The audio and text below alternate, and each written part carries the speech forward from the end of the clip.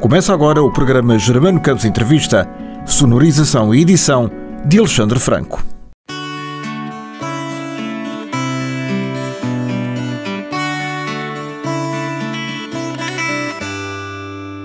Dias difíceis toda a gente deve ter, mas hoje foi demais, que mais me vai acontecer?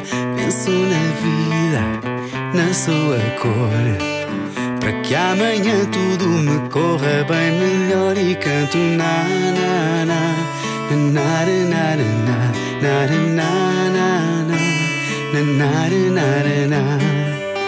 É turbulento e incerto o futuro, pássaros demais para pousar no mesmo muro. Para não cair, fujo da dor, para que amanhã tudo me corra bem melhor. E canto na na na na na na na na. Às vezes parece que tudo cai do céu, mas há sempre quem queira tirar o que alguém nos deu. Estar sempre alerta, ser superior, para que amanhã tudo me corra bem melhor. E canto na na na na na na na na na.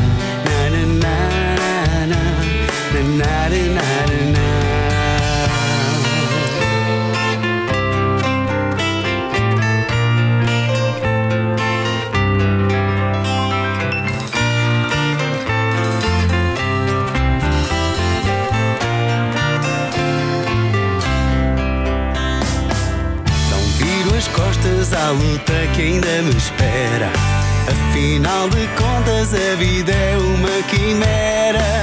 Suporto tudo sem nenhum rancor, para que amanhã tudo me corra bem melhor. E canto na na na na na na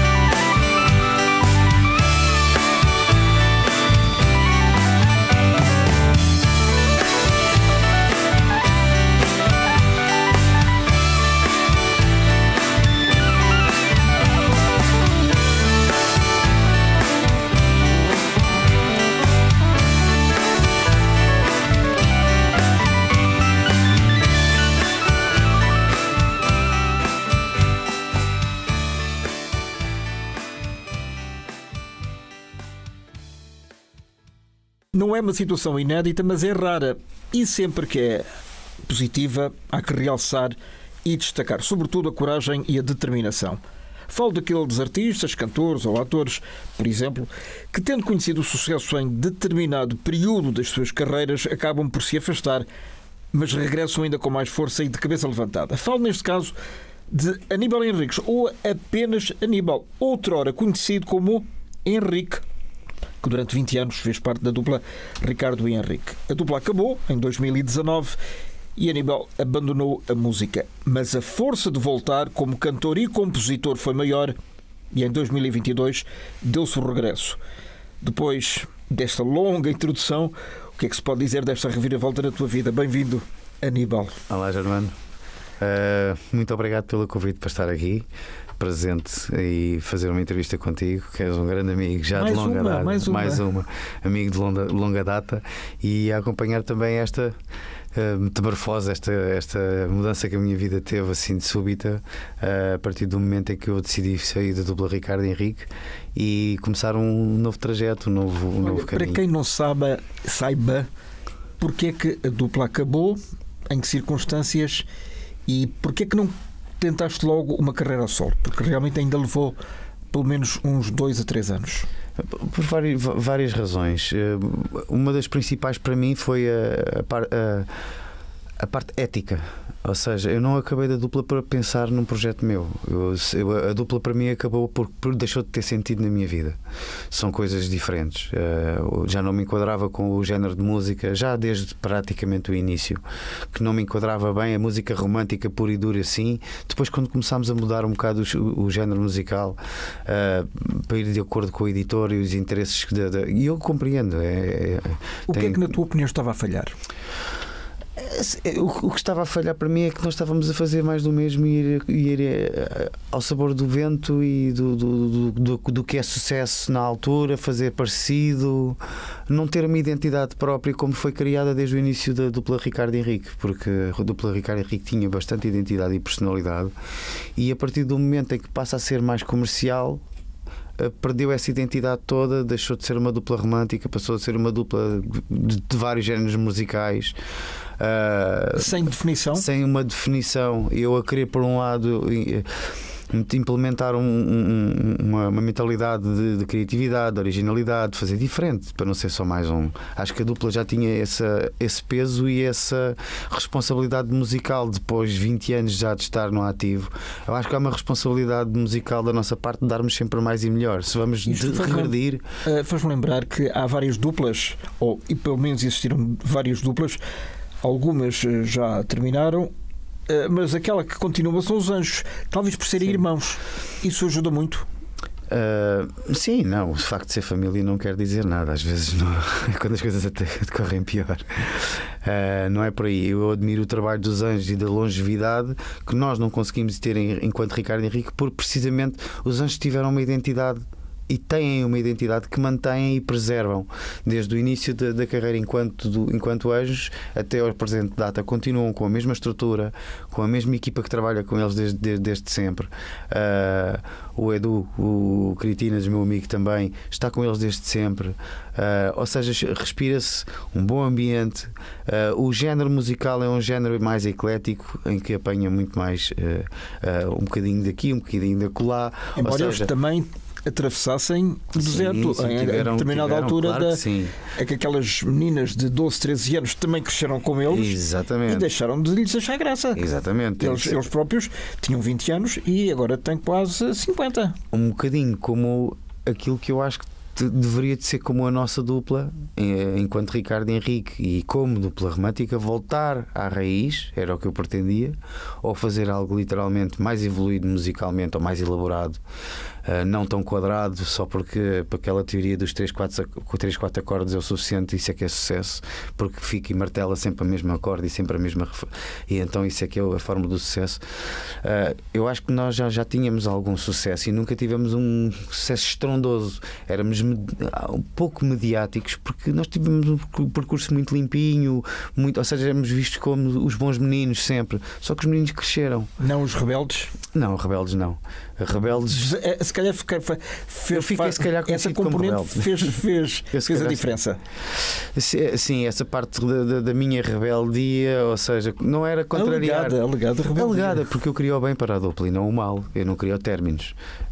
O facto de eu me aperceber que há coisas que tu não consegues mudar, e então é assim, não quero ir não podes com eles, junta-te a eles. Não, é ok, então quem não pode, eu não estou aqui bem, não quero, daqui para a frente acho que só vai denegrir.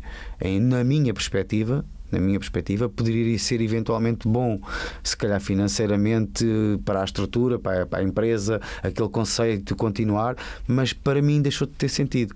Para mim, que tinha muito mais sentido fazer aquilo que estou a fazer neste momento, que eu quis fazer com o Ricardo Henrique, não foi aprovado, e eu consigo compreender porquê, porque não era o conceito musical da dupla.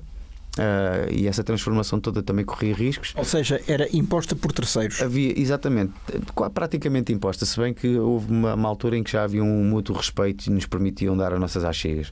Agora, relativamente a singles, nós não, e o que é que vamos trabalhar e como, nós nunca sabíamos, era sempre decidido pelo responsável da editora. Vocês começaram no ano de 99 ou 2000? Começámos mesmo em 99. Em 99. Qual foi o vosso primeiro disco? A vossa primeira gravação? Foi Vale a Pena Amar. Vale a Pena Amar. Vale a Pena Amar. Foi gravado no Brasil com o Zé Henrique e o Zé Arru. Foi uma experiência fantástica. Voltámos lá depois em 2003 para gravar outro álbum com eles, mas o durante e depois. Mas o primeiro álbum foi o Vale a Pena Amar, com 9 músicas cover de êxitos brasileiros. Ou seja, cover versões de quê? Duplas sertanejas? Algumas duplas sertanejas, músicas muito antigas brasileiras que não, no momento não estavam, ou já estavam mais ou menos esquecidas, e que fomos repescá-las e dar-lhes uma roupagem diferente, como foi o caso do Menina Veneno, música também do que agora não me lembro do nome dele. Valdo? Não. Vando? Não é. A Menina Veneno é do Richie. Era do Richie. E a Menina Veneno levou ali mais uma roupagenzinha e fizemos algo diferente que eu até achei que ficou bastante bom na altura, mas não era nada nosso.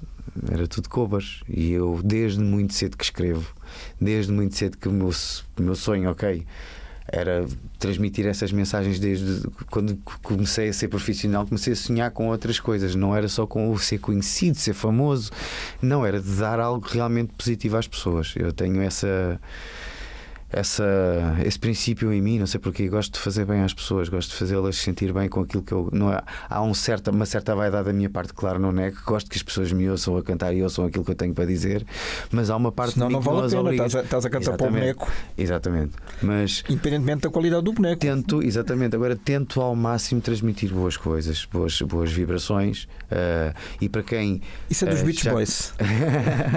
O Good Vibrations. Good Vibrations. Mas ou seja, a minha forma de estar neste momento era a que eu queria para o Ricardo Henrique em termos de mentalidade, que era aprumar as nossas capacidades, que sempre foram invalidadas, a capacidade de criar e de ter criação e de ser bom trabalho, um bom produto. Vocês surgiram realmente nessa altura, 99, início do século XXI. A aceitação foi boa ou foi aquém daquilo que vocês desejavam e sonhavam? A aceitação foi bastante boa, até porque nós começámos com um concurso onde caímos no gosto do público, porque aquilo foi no Big Show Sick. E nós, como concorrentes, houve ali uma situação muito engraçada, porque tivemos que concorrer um contra o outro e acabámos de ficar amigos e a coisa surgiu. Isso acabou por ser. Mas não eram dupla nessa, ou já eram? Éramos dupla. Portanto, vocês os dois, portanto, tu, Henrique, e ele, Ricardo. Eu, Aníbal, mas que tive que mudar de nome porque o meu nome era feinho para fazer. Foi o Ediberto Lima que. Foi o Ediberto Lima que sugeriu tirar o S de Henriques e ficar Henrique. Pronto, aí ficava mais comercial. Mas pronto, até isso. Truques do marketing. Pronto, perdi a minha identidade. Eu sei que Aníbal não é um nome sonante, mas é um nome com alguma importância na história. Ou é o nome do antigo Presidente da República, não é? Exatamente. Ou de algum guerreiro da antiguidade. Sim, Aníbal dos Elefantes, que foi o maior estratega militar da história da guerra. Aníbal dos Elefantes. E também temos o Canibal, é verdade, mas pronto, porque o meu nome é com H, Aníbal com H. Mas é mesmo. Eu adotei o H. Tem um H adotado. É adotado, que o H é em homenagem à minha avó. A minha avó falecida vai fazer em julho um ano, e é foi uma pessoa que me marcou muito na minha vida, e então o H é a forma mais pura de eu a homenagear, porque acompanha-me sempre, assim está sempre comigo, onde quer que vá. De certeza absoluta que sim. Para o resto da tua vida, e esta nova fase mostra-se absolutamente fundamental.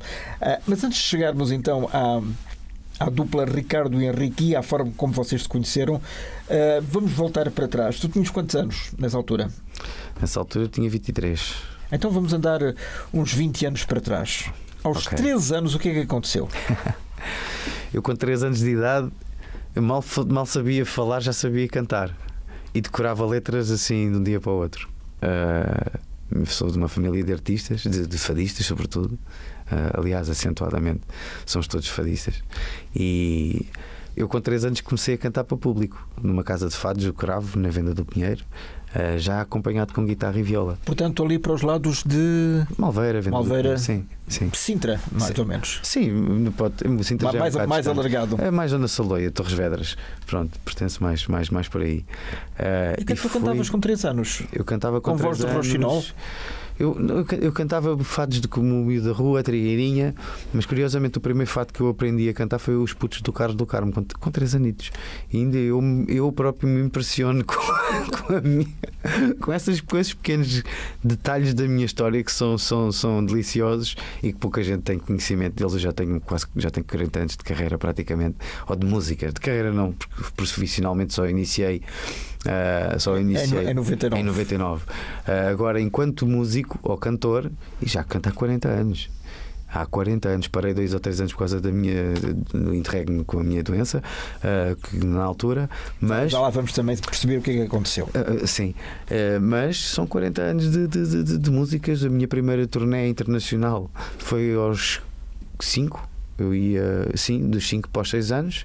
Fui para a Alemanha e para a Holanda com a Maria José Valério, com o do Ele e Ela e com alguns artistas. Querida Zezinha, que nos deixou há 2 anos, vítima de Covid, e que sabes que faria 90 anos este ano, no dia 6 de maio. Exatamente, era uma querida. E então eu com 5 anos já andava nessas andanças. Então explica-me, Aníbal, o que é que te levava a já, obviamente ias com os pais. Ia com os pais, sim.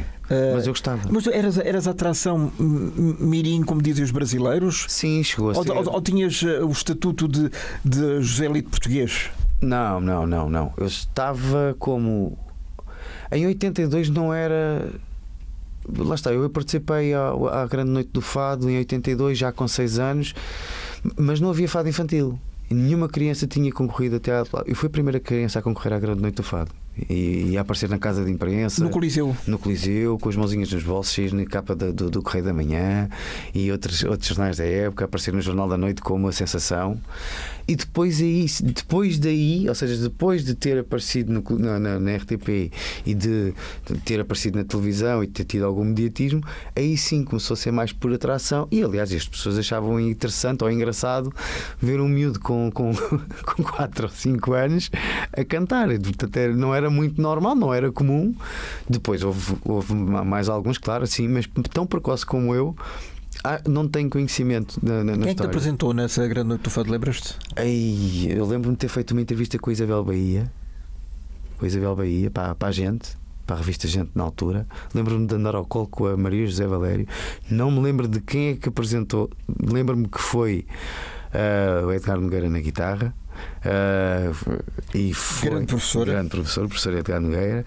E eu lembro-me de ter andado ao colo da Maria José Valério. Eu tenho uma memória muito boa, mas por acaso de quem apresentou não lembro. E sei que quem ganhou essa noite do fato foi o Fernando Mega. Aquilo era por aplausos. Pelo tempo era, aplausos, na altura era. Eu supostamente tinha ganho, porque aquilo foi a loucura, o Coliseu foi a loucura. Bom, então vamos lá desvendar essa história. Supostamente eu teria ganho. Quem é que cronometrava? Não sei, não faço ideia. Isso era muito pequenino para perceber essas coisas, não faço a menor ideia. Depois é que me contaram como é que era, mas foi uma loucura. Aquilo para mim. E o que é que foste cantar? Fui cantar o Miúdo da Rua. Cantei Miúdo da Rua. Então vamos lá à capela lembrar um bocadinho. Consegues? A capela ou com guitarra? A capela ou acompanhado de guitarra? Posso tentar. Essa tua eterna amante.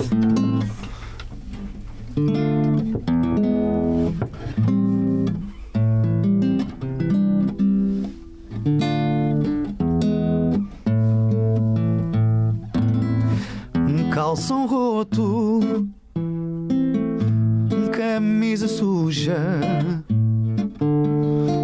olhar maroto e fugindo à rusga.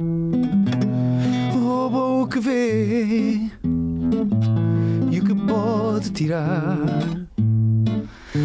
Não escreve, não lê, não sabe chorar. Miúdo da rua, sem cama nem esteira, com teto de lua, sem cama nem esteira. Assim é que é. Miúdo da rua, mas nascido do tempo, verdade tão nua, produto do tempo. Isso cheira uma revista. É? Não, era mesmo um fado. Era um fado bastante conhecido, que era o Miúdo da Rua. De quem cantava? Quem é o criador ou a criadora? Nem tenho memória de quem foi a pessoa que escreveu Os Miúdos da Rua. Não tenho literalmente memória. Eu só sei que a minha mãe mostrava-me os fados. E eu Eu gostava, ela não me obrigava a nada, eu começava a cantar do nada. Então, ou seja, ela só me incentivou, só impulsionou. Portanto, quem ganhou não foste tu, foi o outro, e terá havido aí alguma 82. Alguma manigância. Acho que o facto de ter sido em 82 explica tudo. E, porquê? Na altura ainda não havia. Acho que não ia ser aceito, daí terem feito categorias depois. Não ia ser aceito uma criança com 5 anos de ser bem recebido, ter ganho no meio do fado adulto. E eu também acho que não era justo, porque eu cantava mais ou menos, né? Era piada, mas eu era a piada de ser menino. Portanto, eu também não acharia justo, muito sinceramente. É a minha opinião. E pensaste nessa altura, ou alguém pensou por ti, que haveria o início de uma carreira no fado, pelo menos? Sim, houve um percurso até à minha adolescência. Até à mudança da voz? Não, até à mudança de vontade de conhecer coisas novas e de explorar outros géneros musicais, porque com o crescimento, a convivência com os outros miúdos, na adolescência, no início da adolescência, ouvir outros tipos de música. A minha mãe ouvia muita música, mas o fado é o que se respirava em casa. Mas eu, com o crescimento, ia perceber: gosto disto, gosto de pop, gosto de rock, gosto de soul, gosto de R&B, gosto de hip hop, gosto de funk. Gosto de heavy metal. Gosto de muitas coisas. Nada português. Não, em português também. Em português também.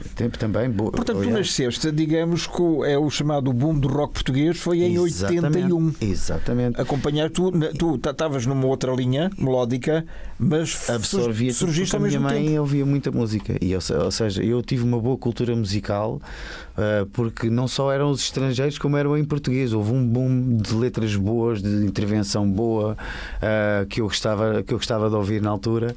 Muitos grupos, eu adorava Táxi, por exemplo, adorava ouvir Táxi, Trabalhadores de Comércio, ou seja, coisas muito. Já Fumega, ou a Ponte, ou a Ribeira, sim. Ou Chamei a Polícia. Chamei a Polícia também, altamente. E então era isso que eu ouvia. A minha mãe sempre me educou a ouvir boa música e muito variada. O fato estava enraizado com a convivência com os outros miúdos, sobretudo na adolescência, que onde vou para o 6º ano, aí começo a ouvir outras coisas, começa-me a agradar e começo a querer escrever. Foi quando começa a despertar vontade para escrever. O fado é muito extenso em termos. Extenso não é extenso, mas tem muita letra, tem muito conteúdo e história. E eu na altura não valorizava tanto. Hoje valorizo aquilo que aprendi com o fado.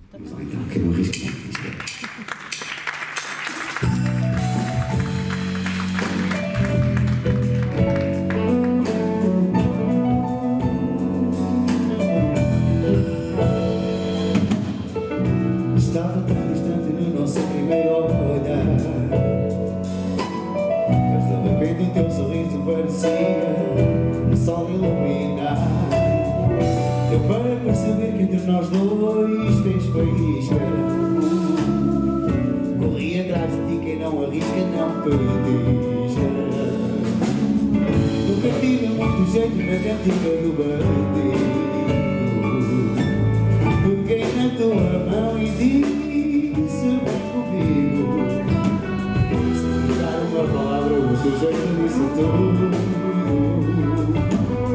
Sem sequer não perceberes, transformaste o meu mundo. Foi amor à primeira vista. Ficámos virados, tão apaixonados, sem entender a conquista. Foi amor que eu então nasceu. Encaixe perfeito, sentir o teu peito colado no meu. É que eu quero assim, olho o céu e agradeço ao universo. Cada pouco a nossa história, seja prosa ou em verso. Vivi tantas aventuras, confesso, fiquei descrente. Que a maneira utopia e enganei-me felizmente. E não há nada apertado, fiquei a conhecer sentimentos camuflados de uma vida que não quis esquecer. Abençoado o dia que te conheci. Já não vi a pele branco e agora renasci. Foi amor à primeira vista.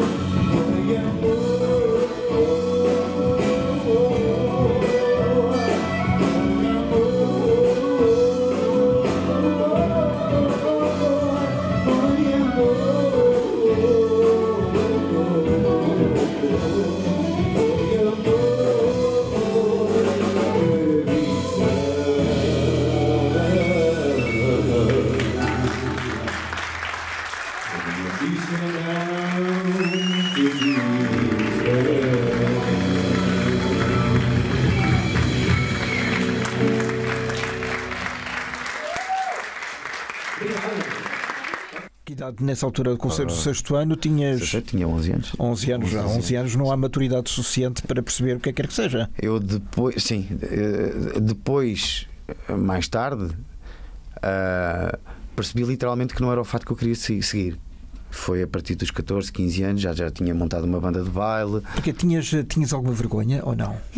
Não, isso não. Sempre tive muito orgulho de cantar fado. Aliás, eu cantava na escola, todos os meus colegas adoravam-me ouvir cantar. Não, vergonha não. Não, pelo contrário. Mas a tua mãe não teve pena de não seguires a veia dela? Não fazia questão. Sendo fadista amadora, pensava, olha, eu tenho aqui um herdeiro que se calhar vai seguir as minhas pisadas. Não, a minha mãe nunca foi assim. Felizmente nem o meu pai. Sempre me deram liberdade para escolher o que eu queria. Aliás, eu até fui bastante rebelde com eles, e então fiz com eles no sentido de rebeldia da adolescência, a gente não saber o que está a fazer, literalmente, não ter noção do. Como é que tu eras enquanto adolescente? Muito hiperativo, tinha muitas atividades, eu tinha que estar sempre a fazer alguma coisa.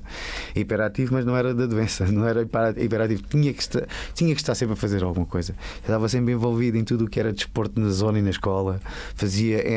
Jogava futebol, fazia ténis de mesa, eu fazia basquete, jogava handball, eu jogava tudo. Só nunca tinha jogado ténis, até há bem pouco tempo. Não sei com quem. Pois. E cantavas em simultâneo, não é? E cantava. E então essa música o grupo de baile era constituído por colegas da turma? do meu bairro, de Zambejal. Alguém manteve essa veia? O grupo ainda existe. O grupo ainda existe. Como é que se chama? Turno da Noite. Turno da Noite. Foi... E ainda é grupo de baile? Ainda é grupo de baile, ainda existe, o nome prevaleceu, e eu sinto-me contente por passado quase, sei lá, 30 e tal anos, o grupo ainda existir e eu ter sido o formador. Foste tu que chegaste mais longe? Do grupo, em termos de visibilidade, sim. Em termos de visibilidade, sim. Não quer dizer que tenha sido mais estável. Eles alguma vez ainda te convidam para dares lá uma presença ou não? Não, deixou de haver o contacto e a proximidade. Não era algo que eu desejava.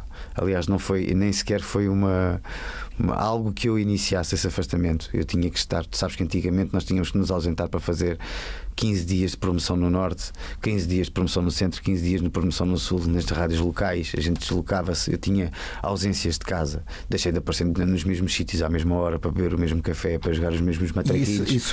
Esses laços vão-se desligando. Acabou por se desligar. Mas não foi da minha parte, porque eu aparecia sempre que podia.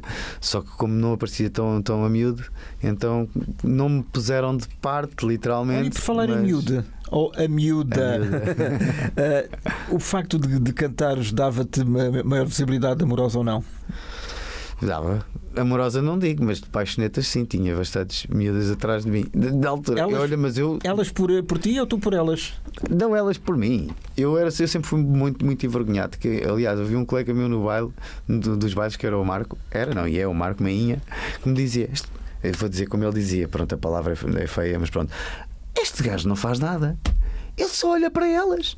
E eu disse assim, mas o que é que queres que eu faça? Eu não tenho a culpa. Ele olha para elas com aqueles olhos azuis, pronto, e elas caem para o lado. Eu não faço nada, tu sabes que era o que ele dizia. Eu nunca tive muito jeito para a cantiga do bandido. Até escrevi isso, curiosamente, numa das letras que fiz há pouco tempo. Se chama o quê? A canção do bandido? Quem não arrisca não petisca. E foi numa das vezes em que eu lá tive coragem, mas também não sabia o que dizer. Eu digo, fui péssimo. Foi terrível. Mas petiscaste algumas vezes? Petisquei nessa época, sim, tive algumas, mas não era muito aventureiro. Não era. Eu, quando tinha a minha namoradita da altura, se era namoradita, que não foram muitas, eu era extremamente fiel. Isso porque eu tinha essa base de casa, da minha mãe e da fidelidade e tudo isso, e sempre levei isso muito a sério. Então era com uma de cada vez. Pronto. Portanto, só as cantigas e relacionamentos sérios tive muito poucos. Só as cantigas é que vinham várias ao mesmo tempo. Com as cantigas vinham aquelas coisas. Acho que as pessoas têm uma paixão qualquer por quem está num palco a interpretar ou a cantar ou a fazer algo de extraordinário. Quando eu digo extraordinário, fora do comum, e as pessoas têm a tendência a ter uma certa admiração por aquilo. E então... mas para quem era tão envergonhado, um miúdo de 7, 10 anos enfrentar um palco e uma plateia de centenas ou milhares de pessoas. Eram quase 5 mil no Coliseu. Isso como é que se dá a volta? Envergonhado, sim, com as meninas, isso sim. Agora, eu dava muito melhor com os adultos, porque estava permanentemente em ambiente de adultos, casas de fado, não é? O meu relacionamento com as crianças foi normal, sempre que estava em casa era normal com as outras crianças, mas convivia muito mais e preferia estar perto dos adultos. Mas eu sempre tive isso, gosto de estar com quem aprendo, com quem sinto que aprendo alguma coisa. Sempre gostei de ouvir as histórias dos mais velhos, sempre achei isso extraordinário. O que é que eles te contavam, se é que podes reproduzir alguma coisa que não seja proibida? Proibida, mas não, são aqueles velhos conselhos. Aqueles velhos conselhos de homem para homem, quando nós somos miúdos e que estamos a querer-los fazer sentir-se homens. Aqueles conselhos já sabes, nunca faças assim, nunca faças assado. Nada em concreto, mas é tão aleatório. Foram tantas as coisas os ditados, sobretudo, algo que eu guardei. Fixei ditados populares que eu. Como por exemplo, quem não arrisca não petisca. Literalmente, quem não arrisca não petisca. Em terra de serra, quem tem olho é rei. Essa para mim é extraordinária e é verdade, e há vários exemplos disso. Não sei, há imensos. Agora de memória. E histórias das turnês, das digressões nacionais e internacionais com Ricardo e Henrique? Não, antes. Ainda não chegámos lá. Antes foram poucas as digressões. Nos anos 80, princípio dos anos 90. Foram poucas as digressões ao estrangeiro. Só houve uma para vir uma segunda ao Brasil. E aí sim, pela parte do Crispim, havia interesse em continuar e fazer de mim uma atração e gravar, e era para ter gravado pela Portugal Cantante, que era uma editora na altura, Portugal Cantante, e que ia ser o Nibinho. Era o meu nome artístico, Nibinho. E foi assim. Nibalzinho, diminutivo ainda mais pequenino, mais Nibinho, que eu era mesmo muito pequenininho. E então houve sim da parte dele um interesse, mas o interesse não foi só o interesse pelo meu produto. Houve um outro interesse que ele esticou-se um bocadinho e a minha mãe disse-lhe que tu não deste troco, digamos. Não, eu não. Os meus pais na altura e a minha mãe é que. Era um risco que se corria? Era sim. Há coisas que se dizem que não são à toa. Não há fumo sem fogo, né? Por isso havia coisas que. Que tipo de insinuações é que essa pessoa fazia junto? Não sei, não me lembro. Não me consigo recordar. Comigo não, era com a minha mãe. Tinha uma pancada qualquer também não. Mas não era tipo assédio?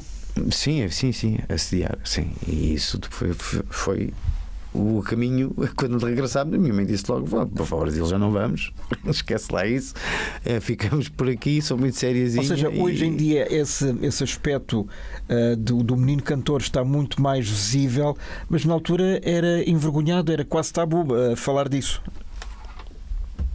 Não direi tabu. Só não era muito comum. Se calhar era comum, só que não se falava. Se calhar, talvez. Não sei. Não consigo imaginar. Naquela altura, naquela época, só tenho memórias das coisas pontuais. E lembro-me de muitas coisas que me marcaram na minha infância, mas esse tipo de ambiente, eu só me lembro mais da parte dos camarins. De estar de fundo dos camarins, de ver a Maria José Valério a vestir-se e a preparar-se com aqueles vestidos de lantejoulas e a apertar o espartilho para ficar. Essas são as verdadeiras memórias que me ficam, e de me tratarem muito bem. Nas Palminhas. Nas Palminhas, sim. Porque realmente eras o puto, toda a gente se calhar queria ter um bombonzinho, não era? No fundo eras o filho de toda a gente. Eu sou o Saúl com a história dele desde menino também. Só que o Saúl foi uma dimensão muito grande. Eu fui numa pequena escala e ele teve sorte de imitar o Kim Barreiros, não é? Sim. Eu não, o fado na altura não era algo que desse muito dinheiro, só mesmo para os grandes nomes. Isso é o mal que sempre. Sim, porque depois não havia muito. Houve a seguir, numa outra geração e em anos subsequentes, malta mais nova que já dava cartas, mas na altura, miúdos com 10 anos era impossível. Era muito difícil, sim. E quando começaste a mudar a voz? Eu por acaso gosto mais de me ouvir cantar fado agora, mesmo sem praticar e quase não cantar. Acho que a minha voz amadureceu bastante. Mas eu sempre tive um timbre grave, muito mais grave, se bem que tinha muito bons agudos enquanto miúdo. Lá está, eu esticava. Mas o meu tom e o meu timbre mudaram drasticamente quando comecei a fumar. Trouxe-me algo, que isto é estúpido dizer, mas o fumar trouxe-me um rouco na voz que eu adoro. Adoro quando ele sai, quando ele se. Tipo que Tom Waits. Algo, sim, mas às vezes é muito subtil. E eu gosto desse arranhar que às vezes, aparece.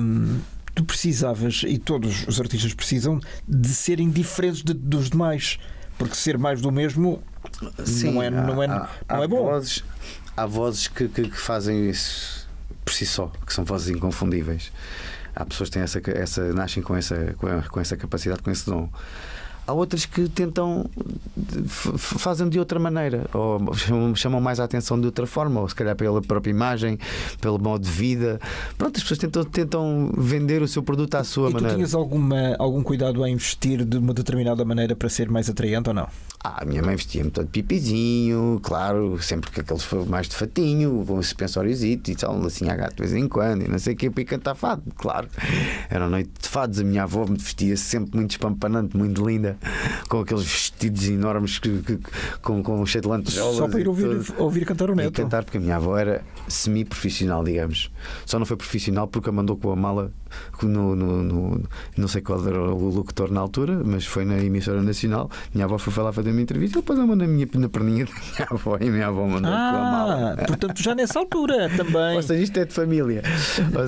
Vocês têm mel. Então a minha avó, como também não foi dada, não era muito dada a essas coisas, então pronto, acabou ali a carreira profissional dela. Contava-te essa história? Contava muitas histórias. A minha ligação com a minha avó era muito forte. Eu aprendi muito com a minha avó. Então aproveitemos este momento para evocar e para partilhares connosco também algo assim mais engraçado que ela te contava. Ela contava-me muitas engraçadas, sobretudo com os irmãos e da convivência com os irmãos. E ela tinha uma que era muito gira, acho que era a minha tia Maria do Céu, que ela contava quando eram miúdos e tinham lá a ribeira e depois começavam a mandar coisas uns aos outros. E ela com aquela, para não quebrar, acho que a minha avó mandou-lhe com lama à cara. E ela estava com a cara cheia de lama e a minha tia Maria Céu sempre fez assim: não me acertaste. E ela contava-me isto com tanta frequência. E isso realmente fazia-me rir imenso. E são essas histórias e essas memórias havia muita que coisa ficam para o resto da vida. Sim. A vida, uma parte da tua vida foi realmente dramática e trágica, porque envolveu uma doença grave e incapacitado. O que é que aconteceu? Porquê e com que idade? Ora, a idade não me lembro quanto é que eu tinha. Foi em 2009, mas tinha 30 e já alguns valentes. Foi em 2009. 2009, portanto, digamos que já tinhas feito um percurso de 10 anos. Sim, a cantar. Do Ricardo Herrera. Portanto, foi na metade da carreira. Na metade da carreira. Com a dupla. Com a dupla, sim. Eu fui viver para o Algarve por motivos pessoais. A dupla continuou, não com o mesmo dinamismo naquele momento, depois aparece mais tarde. Porque a minha doença aparece no Algarve sem me aparecer, sem me a perceber. Porque eu trabalhava na parte do frio numa empresa, numa superfície comercial, trabalhava na parte do frio. E era responsável pela parte das frutas e dos legumes. E as diferenças de temperatura, aquilo fez com que isto também explotasse. E eu só me apercebi depois de saber o que era. Ou seja, decido sair do Algarve e voltar para Lisboa para dar mais força à dupla, porque o Ricardo estava cá sozinho, para dar força. E quando faço a mudança para cá, faço a mudança no final desse ano e no início de 2010. No início de 2010, sim. Não, em 2008 e no início de 2009, assim sim. No início de 2009, eu de um dia para o outro acordei e não mexia. Do nada. Como se fosse assim uma coisa de magia negra. Colete de forças. Não conseguia mexer. Era dor. Eu parti o braço quando era miúdo.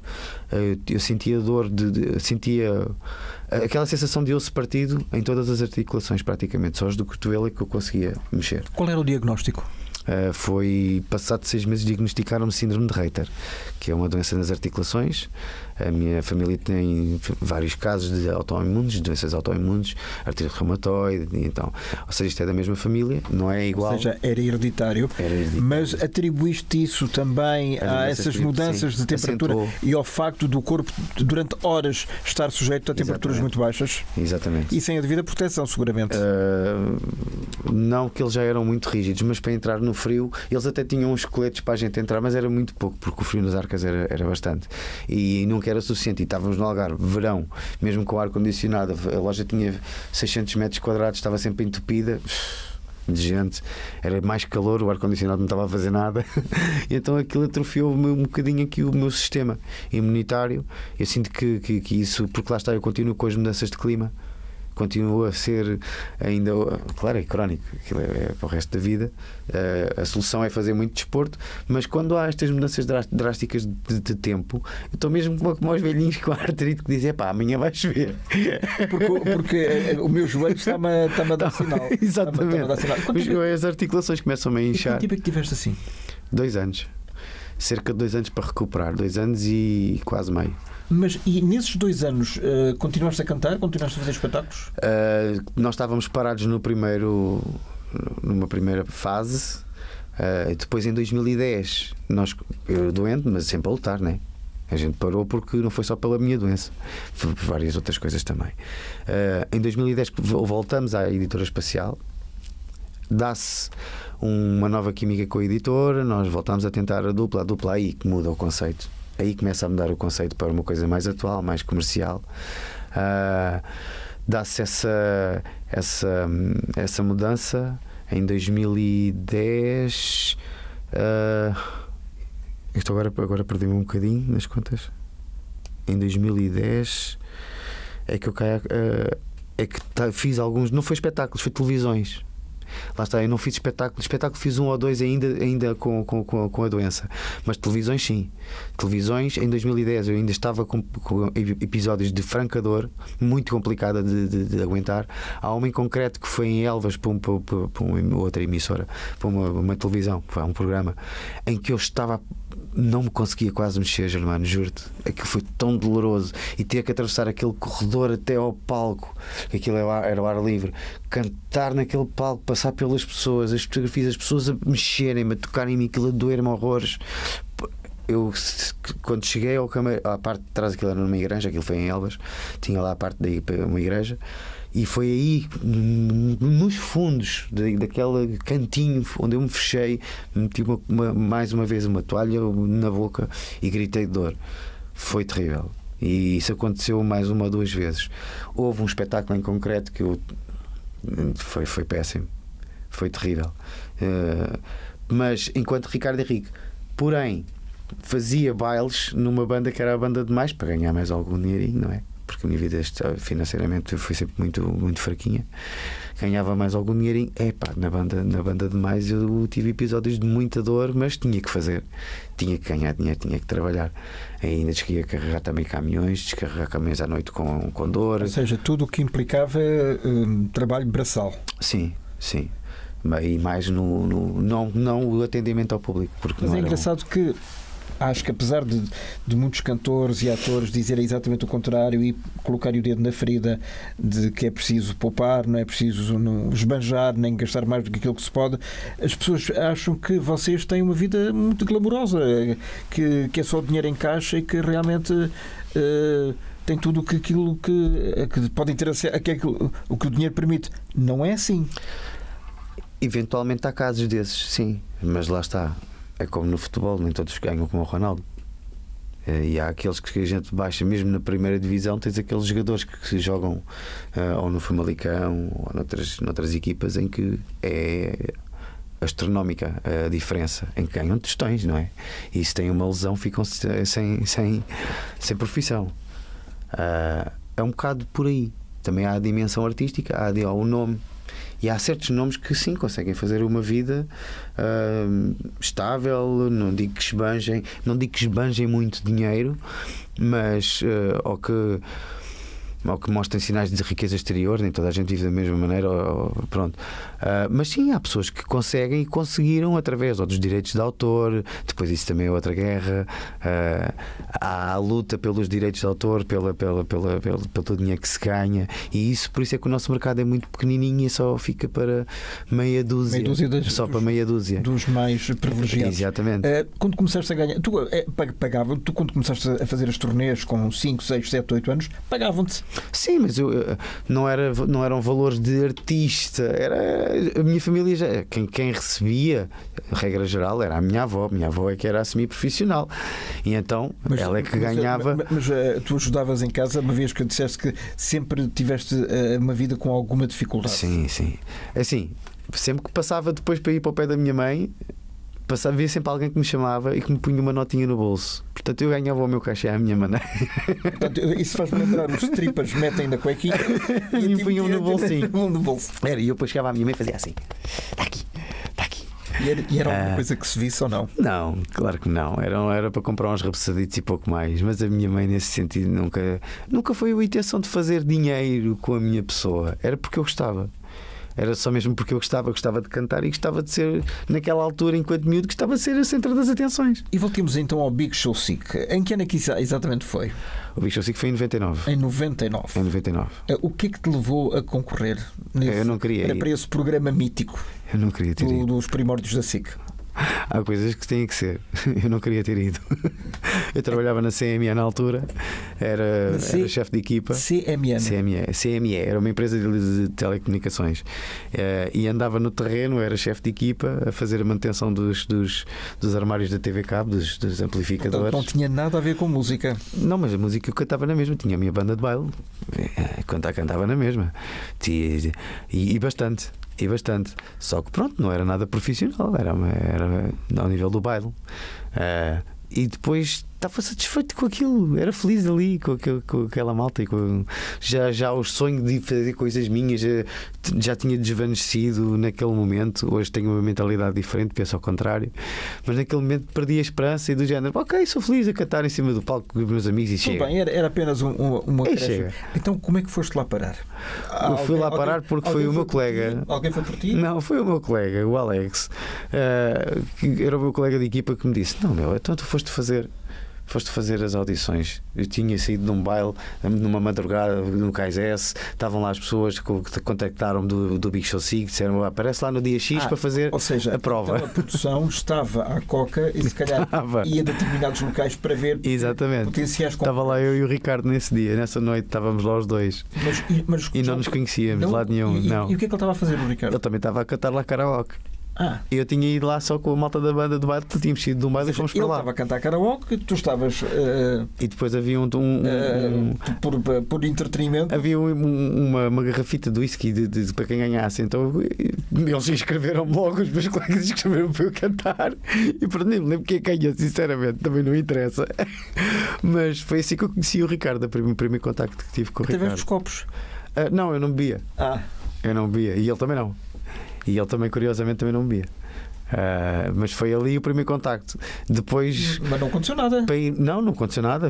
Nem sabia que íamos tão pouco à mesma audição. Fomos à mesma audição, eu não queria ir, e o Alex aparece-me às 8 da manhã em casa e disse assim: não vou, não quero ir, só vou perder tempo, a gente tem que ir trabalhar. Era naquele dia. E era naquele dia. E então ele foi-me às 8 da manhã, estava-me lá a buzinar à porta de casa. E assim, bora! E eu, fogo, tinha que ser. Lá fui à audição com ele, foi-me buscar, eu no dia do programa, porque fiquei aprovado, eu e o Ricardo, a gente foi à mesma audição e fomos fazer o mesmo dia de programa.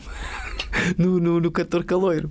E lá estava o Alex e disse: eu não vou. Então, mas tu vais aparecer na televisão amanhã, tens que ir. Era no dia seguinte. Foi uma semana depois. Não, foi em direto. Não vou, mas eu agora vou fazer o quê para a televisão? Eu não quero. Eu já juro-te, eu não queria ir. Eu fui sozinho, não tinha claque, ninguém sabia que eu ia ao Big Show Sick. Liguei à minha mãe depois, disse assim: olha mãe, eu já vivia sozinho na altura. E qual era o teu nome? Fui como Aníbal Henriques. Aníbal Henriques. Como Aníbal Henriques. E foste assim apresentado. Exatamente. Como cantor caloiro com o Aníbal Henriques. E aí sim, ganhei ao Ricardo. Fiquei lá 5 semanas no cantor caloiro. Foi quando nós... Para quem não saiba o que era esse momento do Big Show Sick apresentado pelo João Baião, ou que nunca teve contacto com o programa, como é que era? Aquilo eram cantores desconhecidos que tinham a oportunidade de aparecer na televisão a cantar um tema e ganhar um prémio, ou ficar no trono dos 4 concorrentes. Ou seja, eu podia ficar no trono 1 mês ou 2 meses enquanto não aparecesse lá ninguém a votos do público. À boa maneira brasileira, não é? Pois. Aquele vinha muito dos programas do Chacrinha e todos. Sim, exatamente. E o Ediberto trouxe essa mentalidade, e bastante bom. Exatamente. E então funcionou comigo, funcionou com bastantes pessoas que deram-se a conhecer. Eu fui cantar Wonderful Tonight do Eric Clapton. E bora. E já na guitarra já não sei se me lembro, mas aquilo era fácil. Nesses momentos importantes, por cima o Eric Clapton toca a guitarra. Mas só que eu já me dei tom. It's late in the evening. She's wondering what clothes to wear. She put on the makeup and brushes the long blonde hair. And then she asked me,